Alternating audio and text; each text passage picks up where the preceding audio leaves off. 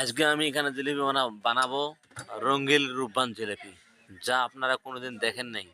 দেখতে চাইলে আমার ভিডিওটা বেশি বেশি শেয়ার করবেন, কারণ এই জিলিপি হয়তো কোনোদিনও বাংলাদেশে আবিষ্কার হয় না, শুধু আমি নিজে আবিষ্কার করেছি।